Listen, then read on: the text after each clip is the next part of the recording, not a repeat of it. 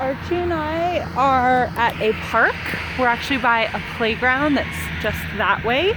We have 3 dogs, so I'm gonna work on heel, and if she tangents out of position, I want to show you how to correct her. So there's a dog she's staring at and pressure release, and she's getting bouncy.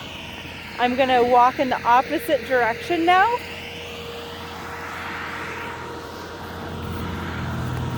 I'm gonna stop. I want her to sit, which she's doing. It's like a cute little Maltese mix. Right there. Ah, no itching. Good. And then we've got 2 dogs that are down the hill right there. Little wiener dog and a lab. And then we also have the distraction of a trash truck back there, right behind me. All right, so we're gonna do heel with distractions. Keep working on it. All right, Archie, heel.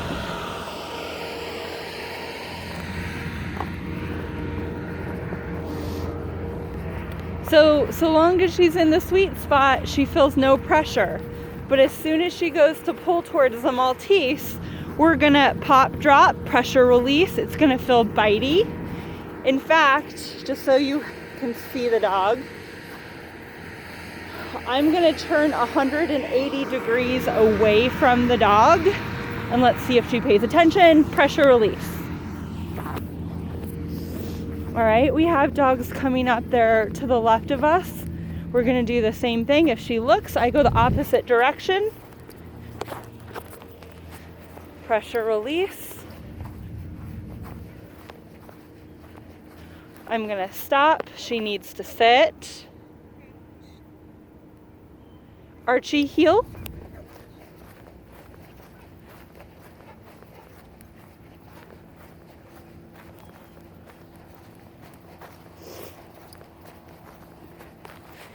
Okay, so I'm gonna stop again, pressure up and release.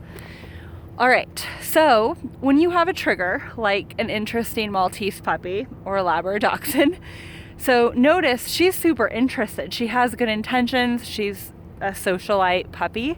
So she's piecing out. What I'm doing, I know I wanted you to see them, but generally I'll get close enough where I can pivot 180 degrees away from the trigger. I let out the lead, right? Because she's got about a 6 foot, she's got about a 5 foot allowance of lead. But because she's focused that way and I'm walking the opposite direction, she's not paying attention to where I'm going, the pinch collar engages, right? She's wearing a small size pinch collar. It engages, it's pressure release, it's not drag. You're gonna hear me say that more than once. I think that's the 3rd time you're hearing me say that if you've watched all the videos that I've posted for her. So what that does is it teaches Archie it's beneficial to be aware of your location, where you are.